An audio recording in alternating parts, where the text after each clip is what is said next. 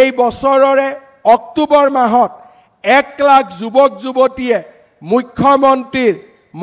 মুখ্যমন্ত্ৰীৰ আত্মনিৰ্ভৰ অসম আঁচনিৰ জৰিয়তে ব্যৱসায় আদি কৰাৰ বাবে 2 লাখ টকাকৈ লাভ কৰিব।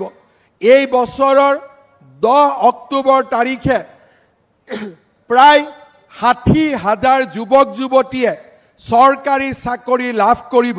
প্ৰায় 2 লাখ চৰকাৰী চাকৰিক স্বচ্ছতাৰে প্ৰদান কৰি অসমৰ জনজীৱনৰ পৰা আমি দুৰ্নীতিৰ যিমান অসুৱা প্ৰভাৱ আছিল এই গোটেইবিলাকক অতৰাবলৈ আজি আমি সক্ষম হৈছোঁ।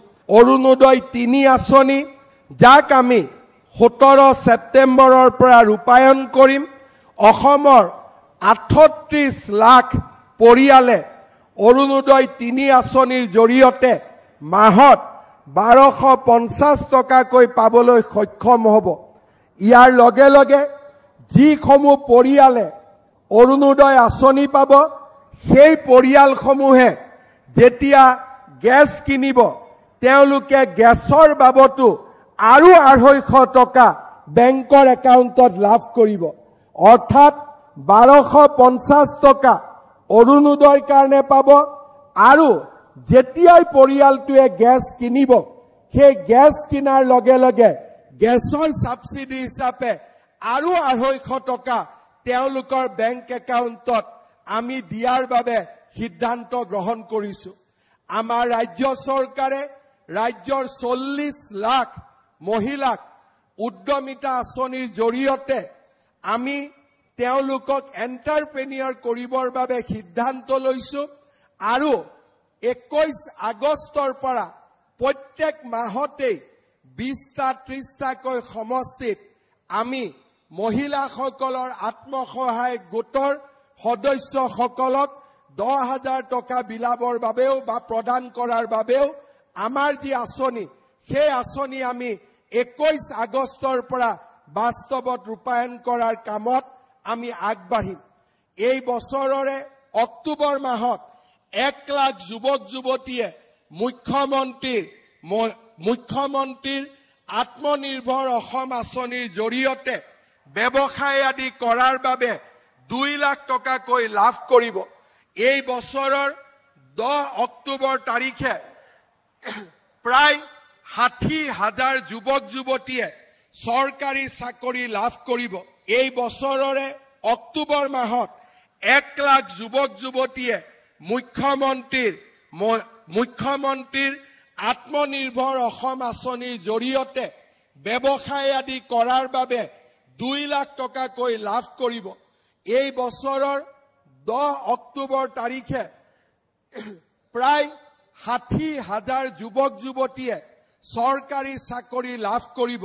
প্ৰায় 2 লাখ চৰকাৰী চাকৰিক স্বচ্ছতাৰে প্ৰদান কৰি অসমৰ জনজীৱনৰ পৰা আমি দুৰ্নীতিৰ যিমান অসুৱা প্ৰভাৱ আছিল এই গোটেইবিলাকক অতৰাবলৈ আজি আমি সক্ষম হৈছোঁ। অৰুণোদয় 3 আঁচনি যাক আমি 17 ছেপ্টেম্বৰৰ পৰা ৰূপায়ণ কৰিম।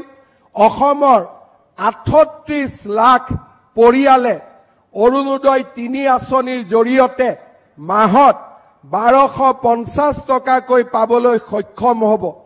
ইয়াৰ লগে লগে যিসমূহ পৰিয়ালে অৰুণোদয় আঁচনি পাব সেই পৰিয়ালসমূহে যেতিয়া গেছ কিনিব তেওঁলোকে গেছৰ বাবতো আৰু 250 টকা বেংকৰ একাউণ্টত লাভ কৰিব।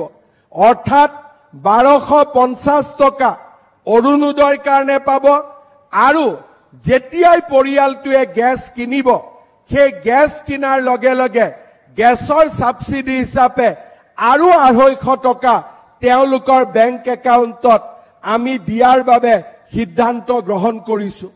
আমাৰ ৰাজ্য চৰকাৰে ৰাজ্যৰ 40 লাখ মহিলাক উদ্যমিতা আঁচনিৰ জৰিয়তে আমি তেওঁলোকক এণ্টাৰপ্ৰেনিয়ৰ কৰিবৰ বাবে সিদ্ধান্ত লৈছোঁ আৰু 21 আগষ্টৰ পৰা প্ৰত্যেক মাহতেই 20টা 30টাকৈ সমষ্টিত আমি মহিলাসকলৰ আত্মসহায়ক গোটৰ সদস্যসকলক 10,000 টকা বিলাবৰ বাবেও বা প্ৰদান কৰাৰ বাবেও আমাৰ যি আঁচনি সেই আঁচনি আমি 21 আগষ্টৰ পৰা বাস্তৱত ৰূপায়ণ কৰাৰ কামত আমি আগবাঢ়িম।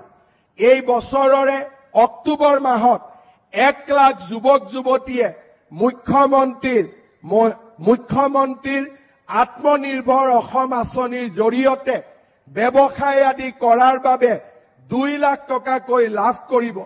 এই বছৰৰ 10 অক্টোবৰ তাৰিখে প্ৰায় 60,000 যুৱক যুৱতীয়ে চৰকাৰী চাকৰি লাভ কৰিব।